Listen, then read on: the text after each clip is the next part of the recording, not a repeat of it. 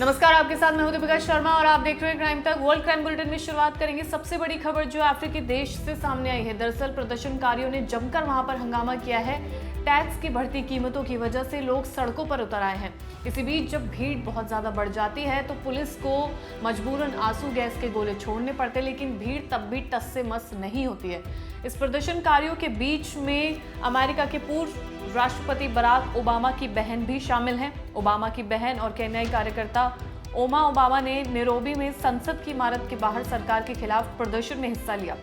इस बीच पुलिस ने आंसू गैस के गोले दागे, लेकिन तब भी लोग नहीं हटे, जिसके बाद पुलिस ने हवाई फायरिंग की, जिसमें 5 लोगों की मौत हो गई जबकि दर्जन भर लोग घायल हुए हैं। ये फायरिंग उस समय की गई जब प्रदर्शनकारियों ने संसद में घुसकर इमारत को आग लगा दी।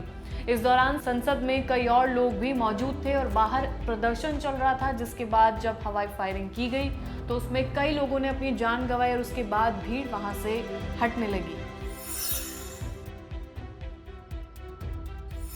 और अगली खबर, अमेरिका की जासूसी के आरोप में जेल में बंद असांजे को 5 साल बाद अब रिहा कर दिया गया है। अमेरिका के साथ एक समझौते के तहत उन्होंने इन आरोपों को स्वीकार किया है कि उन्होंने जासूसी की है, जिसके बाद 5 साल बाद अब उन्हें जेल से रिहा कर दिया गया है। यूएस डिस्ट्रिक्ट कोर्ट के डॉक्यूमेंट्स के मुताबिक 52 साल के असांजे, जो कि विकिलीक्स के फाउंडर हैं, जूलियन असांजे को 25 जून को 5 साल बाद लंदन जेल से रिहा कर दिया गया है। असांजे ने अमेरिका के साथ एक समझौता किया है। समझौते के तहत वो साजिश रचने के आरोप को स्वीकार करेंगे। आरोप मानने के बाद असांजे को 5 साल 2 महीने जेल की सजा सुनाई जाएगी, जो वो ऑलरेडी पूरी कर चुके हैं। जूलियन अब तक ब्रिटिश जेल में 1901 दिन की सजा काट चुके हैं। अमेरिका से किए गए समझौते के बाद उन्हें ब्रिटेन की हाई सिक्योरिटी जेल बेलमार्श से सोमवार को रिहा कर दिया गया था। यहाँ से अब वो सीधे अपने देश ऑस्ट्रेलिया के लिए रवाना हो गए, यानी कि वो अपनी जेल की सजा ऑलरेडी पूरी कर चुके हैं और फिर उन्हें रिहा कर दिया गया है। और अगली खबर पाकिस्तान से सामने आई है। पाकिस्तान के उप प्रधानमंत्री और विदेश मंत्री इशाक डार ने एक बयान जारी किया है, जिसमें उन्होंने कहा है कि वो भारत के साथ किसी भी तरह की दुश्मनी नहीं रखना चाहते हैं, बल्कि रिश्तों को सुधारना चाहते हैं। उन्होंने कहा कि हम किसी भी दुश्मनी में भरोसा नहीं रखते हैं, हम अच्छे रिश्ते चाहते हैं। उन्होंने कहा कि हम भारत के साथ अच्छे पड़ोसी की तरह रिश्ते बनाते हुए जम्मू कश्मीर विवाद को शांतिपूर्ण और सही तरीके से हल करना चाहते हैं। इशाक डार ने कहा कि पाकिस्तान और भारत के बीच सालों से दिक्कतें रहीं। हमें लगता है कि बीजेपी के नेतृत्व वाली एनडीए सरकार के तीसरे कार्यकाल से साथ ही अब ये समय आ गया है कि अब दोनों देशों के रिश्तों को सुधारा जाए और इस पर गंभीरता से विचार किया जाए।